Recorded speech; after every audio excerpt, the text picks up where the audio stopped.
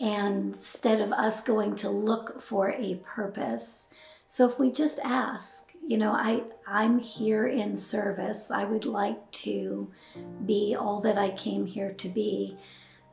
Put that out there over and over again, and I'm sure that it'll come back.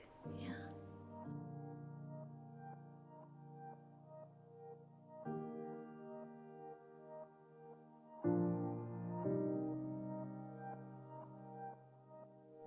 I heard the other day that the telepathytapes.com podcast had rivaled Joe Rogan. I don't know if this is true, but certainly people are talking about it. Kai Dickens has done research on autism, and she believes that autistic nonverbal children have a telepathic link between themselves and their caregivers. It's a fascinating idea that many parents are gravitating toward to understand how this works. Our guest today, Suzy Miller, has been investigating the same thing. She believes that autism is a shift in human consciousness, not a disorder. Autistic children have many gifts that she believes will aid in our human evolution. Suzy Miller founded the Autism Integration Series, which is a forum for adults, parents, practitioners to talk about how she believes that autistic nonverbal children may need other ways and other forms of communication, such as telepathy and other energetic support. She has appeared on podcasts on Gaia, and she is a really unusual voice that comes from direct listening, direct experiences that she has had.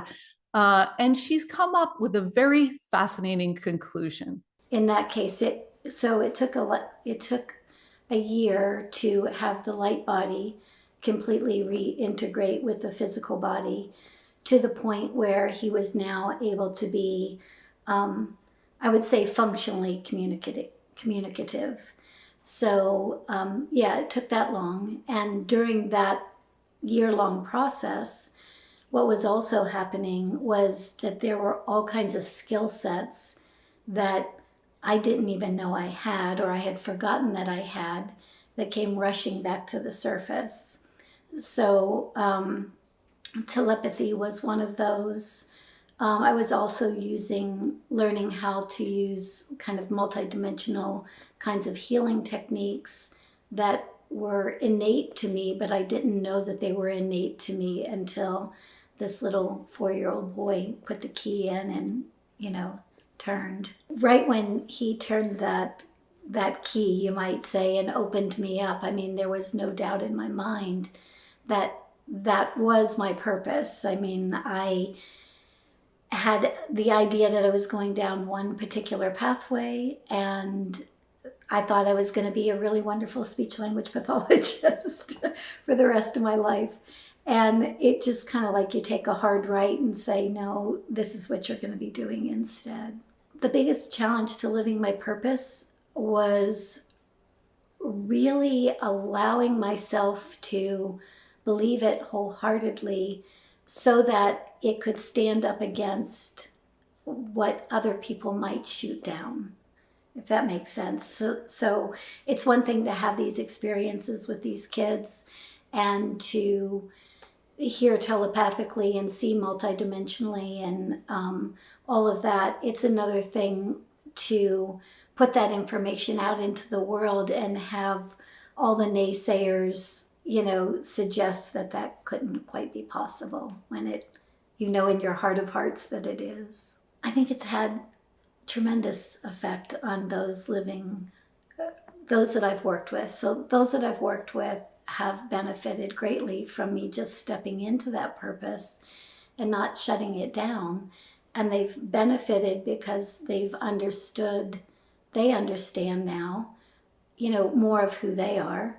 I think anybody that starts living their purpose, they understand more of who they are, so they can then pass that along to somebody else.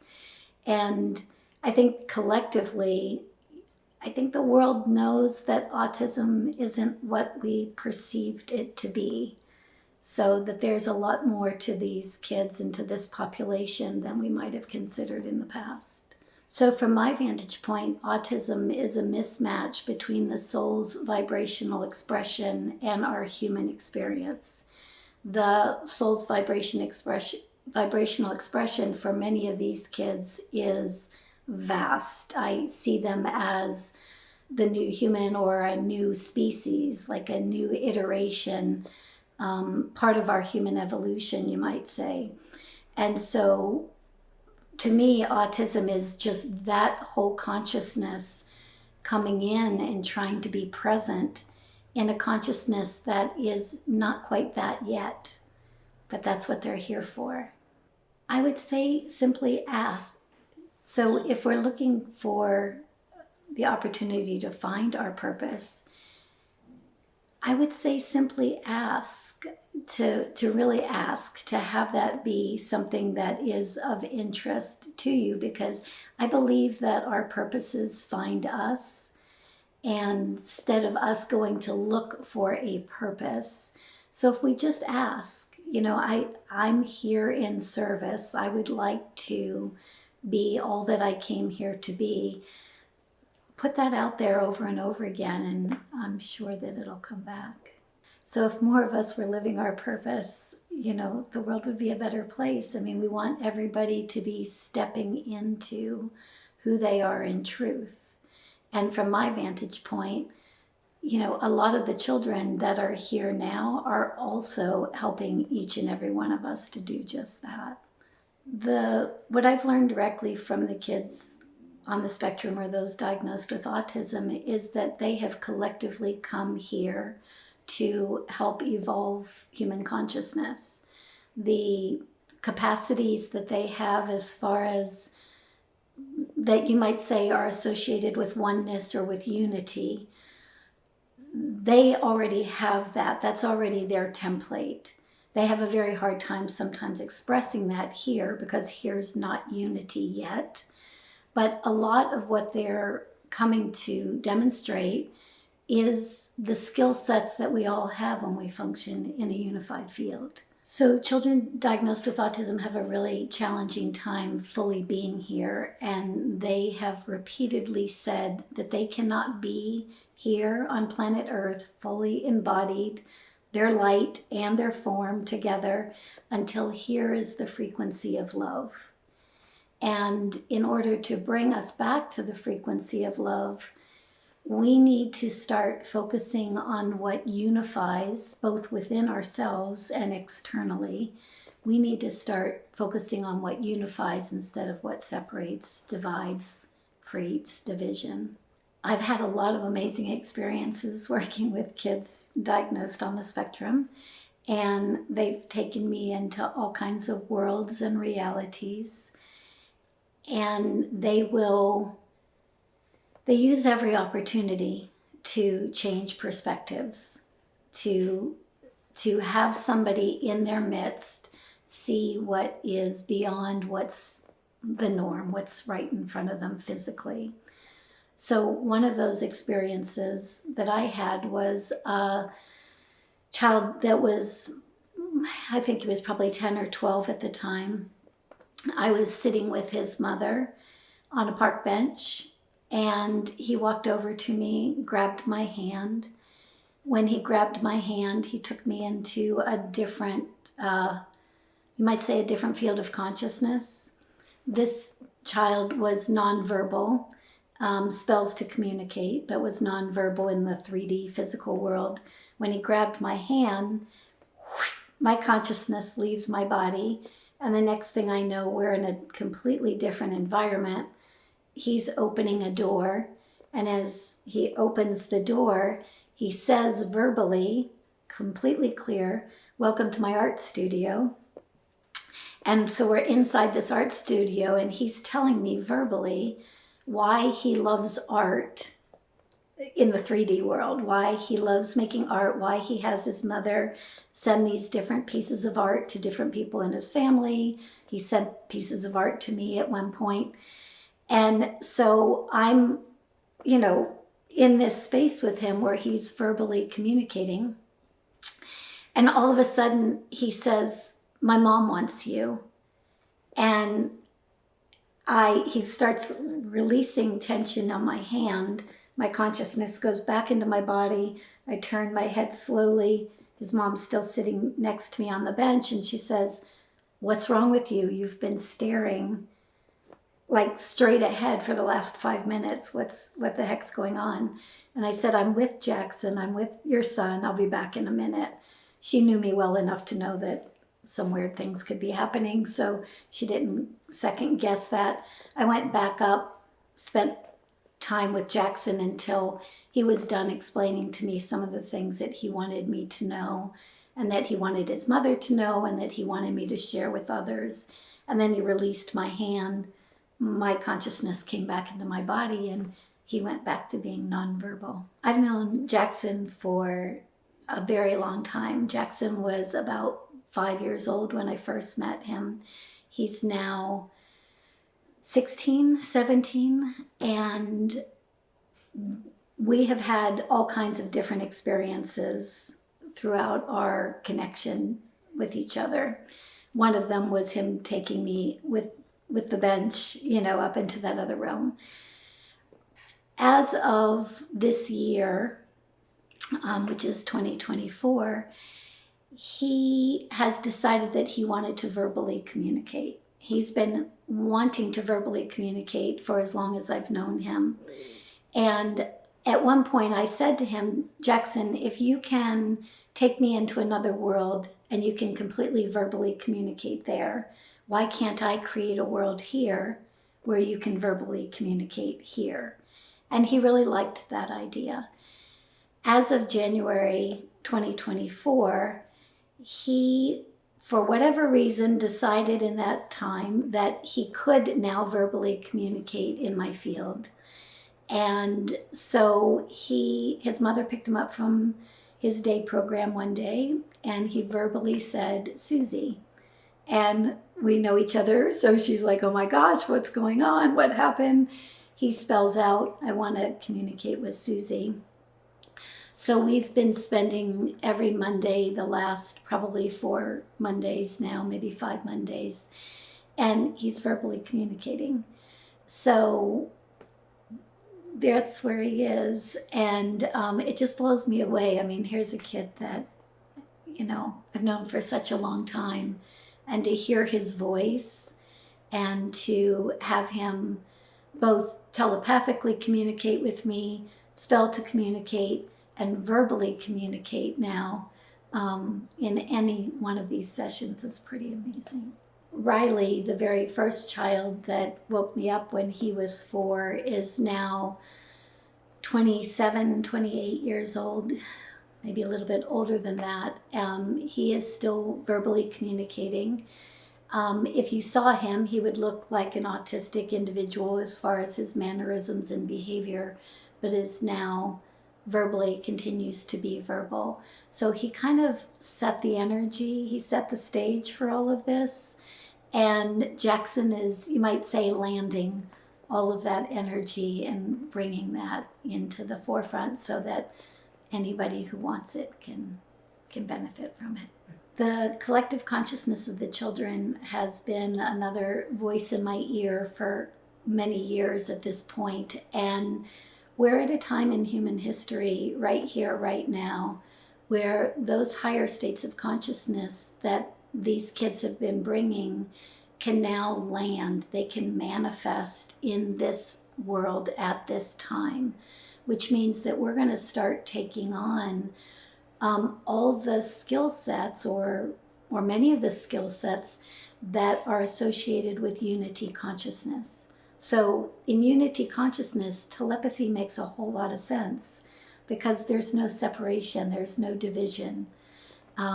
Healing abilities, bilocation, all of these kinds of things that seem like they're extraordinary on one level, they're saying that no, all of that is coming into play now, and we are evolving into the, you might say, the new human that we've always been, yeah, to our future selves.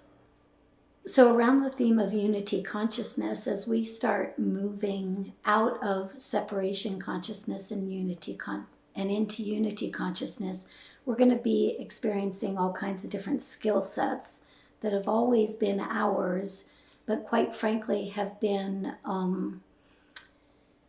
obscured by the ways in which we have been conditioned into separation. So every single human being on this planet comes in whatever energetic template they come in as.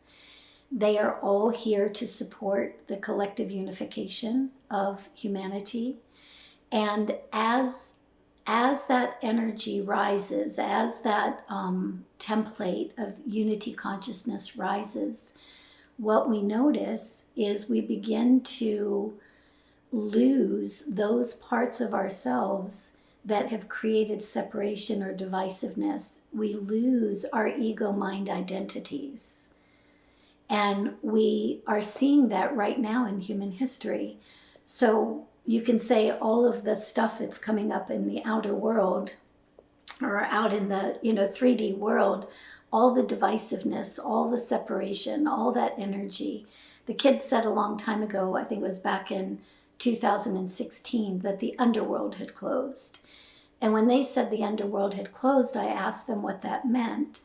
And they said that it was all about the rise of unity consciousness, that everything that was hidden in the underworld, that was divisive, separation, all of that, there was no place for that to hide anymore. So as that energy starts building, then what ends up happening is every single human being on this planet goes through their own process of losing their separation identity so that they can return to who they are in truth. The more we return to who we are in truth, that unity consciousness, the more we naturally and organically exhibit skill sets that are akin to that consciousness. Some will have some of those skill sets prior to others, just to show these are some of the options coming down the pike. This is what's going to be available to everyone, everywhere. And this is just the time we're in right now. The energetic flow that's coming in is helping every single one of us do this. And one of the things I would say to everybody is, on a very practical level, as your stuff is coming up, as your triggers are coming up, as your those things that have kept you in that divisive energy come to the surface, please be present with them. Be with them. Instead of trying to separate yourself from that and go do something else or try to distract yourself from it, literally be with it. Because the unity consciousness that you are is the aspect of you, or the totality of you that is capable of being connected to everything and anything. So as you work that muscle, just watch what skill sets start to arise within you. My experience with telepathic communication says that telepathic communication is a heart-to-heart connection, first and foremost. When telepathy first starts happening, it can feel like it's happening to you, not that you're quote-unquote doing telepathy. At least that was my experience. I was just simply hearing the messages of the kids. But every one of us hears messages every single day. Most of us have been trained to turn off that message or to denounce it, and all I'm going to suggest here is that telepathy is there. It's available for each and every one of us all day, every day. It's, are we tuning into it? Are we paying attention to it? And so those little moments that just run across, those little thoughts that come through, if we just pay attention to them, and or if something happens and that message is, a connection is made. I think the one that most people use is, you think of somebody and the telephone rings. Well, when those kinds of things happen, as long as we don't dismiss that, as long as we acknowledge that, oh, that happened, that must be a skill set that I have, instead of, oh, that's a coincidence. That can be a beautiful starting point. Telepathy, when we're expressing or when we're sharing telepathy, I don't even know how to say that. It's a oneness. So telepathy literally is a oneness. It's not so much a matter of verbal communication, like giving and receiving. Giving and receiving takes place within telepathic communication, but it's coming from a place of oneness. So when you telepathically communicate with anybody, either by accident or on purpose, it is because you have completely aligned with that individual, that heart-to-heart connection. And once you've made that heart-to-heart connection, you are one. Their thoughts are your thoughts are theirs. One and the same. In 2013, I was working with Professor William Tiller. He was a Stanford emeritus professor who had left Stanford to start looking into intention. And he created something called the intention host device, where we could broadcast intention to autistic families around the world. And basically what happened there is the collective consciousness of the children gave me two intentions. One was for them to fully integrate into their bodies. The other was to support their parents in kind of de-stressing around having children diagnosed with autism. And we ran a scientific experiment, basically, where we broadcast this intention to these families. I think the furthest family was in Australia. We were broadcasting from Arizona. And for some children, within hours of turning on that broadcast, children had 20 new words, or they were starting to communicate in certain ways. Other children were losing behaviors that they had had for a really long time. One parent was talking about the fact that she always perceived that her child did not see her as a separate, entity, a separate being, or that didn't even recognize that she was there in the first place. And within hours of turning on this intention device, he was asking his mom how she felt, asking questions that were more personal to her.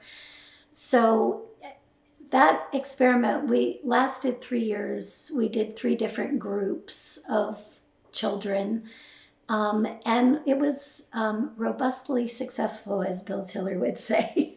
So when Bill and I were having conversations about creating the Autism Intention Experiment, and we were starting to invite families in, and I would have conversations with Bill Tiller, myself, and different families that might be interested in doing this. These were all families that I had been training in one way or another at that point. And so we had kids that were literally, just by having the conversation that we were going to start it prior to turning it on, that were already speaking a new word or saying something to their parents to let them know that they knew that this was going to take place. I want to do a shout out to Sandy Sedgbeer of the No BS Spiritual Book Club, who introduced us to Suzy Miller in Sedona. The No BS Spiritual Book Club is an incredible project that Sandy has put together, where she interviews incredible researchers, scientists, thinkers, authors, and celebrities from around the world about their top 10 favorite books. Check it out. It's an incredible project because at the Purpose Lab, we have noticed that books is one of the most important things that changes people's lives. If you would like to receive our top 10 books for finding your purpose, sign up here on our email.